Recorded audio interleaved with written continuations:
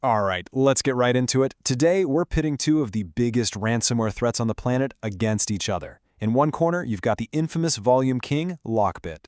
And in the other, a new surgical striker called Crypto24. We're going to break down what makes them so different and what that means for all of us. So, here's a thought for you. What if cybercrime gangs started acting like Silicon Valley startups? It sounds kind of crazy, right? But here's the thing. That's exactly what's happening.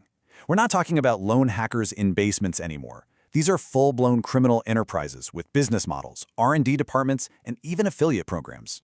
And in this new world of corporate cybercrime, we've got two major contenders with totally different playbooks.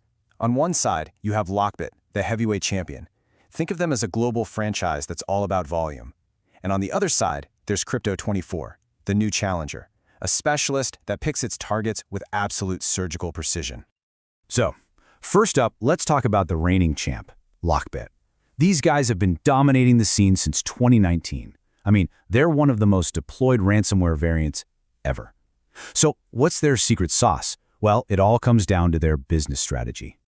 Their whole operation is built on this model called Ransomware as a Service, or RAS. The best way to think about it is like a fast food franchise, but for cybercrime.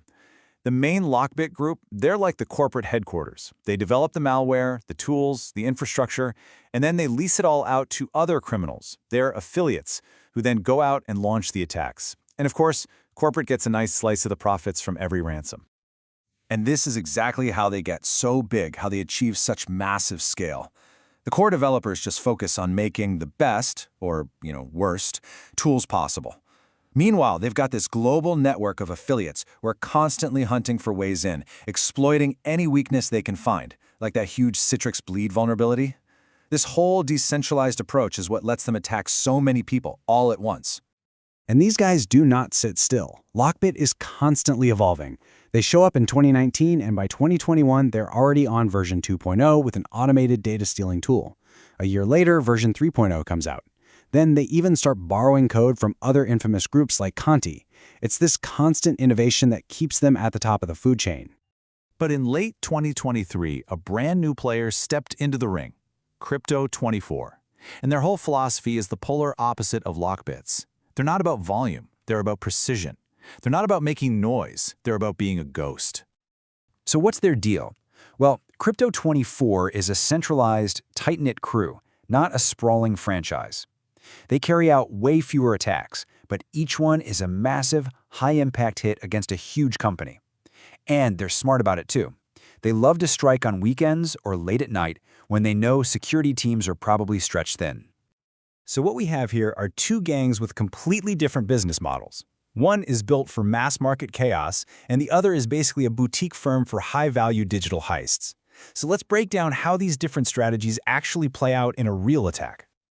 This chart really lays it all out, doesn't it? You've got Lockbit, the RAS franchise, high volume, totally global. Because it's driven by affiliates, the attacks are opportunistic and kind of all over the place. Then you have Crypto24, centralized, low volume, but super high impact. Their attacks are consistent, streamlined, and laser-focused on stealth, two totally different paths to the same goal. Okay, so we know their business models are different, but what does that actually look like when the gloves are off? Let's go phase by phase, compare their playbooks, and see how they really operate. Every cyber attack follows a script, so we're going to break it all down into 4 key stages so we can really see the differences. First, blinding the guards. Second, stealing the keys. Third, the heist itself. And finally, the big finale, the impact. First up, defense evasion. I like to call this blinding the guards, because before an attacker can do anything, they have to shut down the security software that's designed to stop them. You got to make sure the alarms don't go off, right? And right away, their different philosophies are crystal clear. Crypto24 comes in with a scalpel. They use a custom-built tool they call Real Blinding EDR, which is designed to surgically disable specific security products from the big vendors. They know exactly who they're up against. Lockbit's affiliates, on the other hand, just grab whatever's in their toolkit, a whole grab bag of common tools to get the job done. It's less elegant for sure, but more adaptable. And security researchers are definitely paying attention. This quote from Trend Micro says it all. Crypto24 isn't just attacking. They are studying their target security systems and then building custom tools specifically to defeat them. That shows a level of sophistication that is, well, it's pretty alarming. Okay, Phase 2. The security guards are blind. Now it's time to steal the keys to the kingdom. We're talking about usernames and passwords, the credentials that let them move around a network like they own the place. And again, a total contrast in style. Crypto24 is the silent assassin. They deploy a custom keylogger that's disguised as a legitimate Windows service, and it just sits there, quietly capturing every keystroke. It's patient, it's stealthy. Lockbit, more like a smash and grab. Their affiliates use aggressive, well-known tools like Mimikatz to just rip passwords directly out of a computer's memory. And now for the heist itself. See, modern ransomware isn't just about locking your files anymore. It's about stealing them first. This is what we call double extortion. Basically, you have to pay them to get your files back, and you have to pay them to not leak your sensitive data all over the internet. So how do they sneak the data out? Crypto24's approach is really clever. They use built-in Windows functions to upload stolen data directly to Google Drive, which can easily blend in with normal network traffic. Lockbit's affiliates, true to form, just use whatever tool is handy. Their own SteelBit software, common cloud sync tools, you name it. It's less elegant, but it's super flexible. And finally, we get to the endgame, encrypting the victim's files, forcing their hand, and demanding that ransom. This is where all the real damage happens.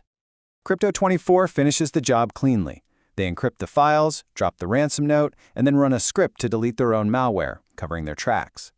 Lockbit, on the other hand, they want to cause chaos. They don't just encrypt your files, they change all your desktop wallpapers to their ransom demand. And they do this thing called print bombing, where they force every single printer on the network to just endlessly print out the ransom note. It's loud, it's disruptive, and it's designed to create total panic. So, why does this all matter? Why does the rivalry between a volume franchise and a surgical striker mean anything to you? Because it shows us the two futures of ransomware. This isn't just some academic exercise. The rise of these surgical attackers like Crypto24 is incredibly dangerous because their custom tools are designed from the ground up to bypass off-the-shelf security. Now, the good news is that strong cyber hygiene still works against both of them. We're talking about the fundamentals: multi-factor authentication, segmenting your network, making sure your security tools can protect themselves, and most importantly, and I can't stress this enough, having regular offline backups that you actually test. That right there is what can turn a potential catastrophe into just a really, really bad day. But all this brings us to one final big question. This battle between Lockbit's brute force and Crypto24's surgical precision, it shows just how fast our adversaries are evolving. So the real question we have to ask is, are our defenses evolving fast enough to keep up? That's something every organization, and really, every one of us, needs to think about.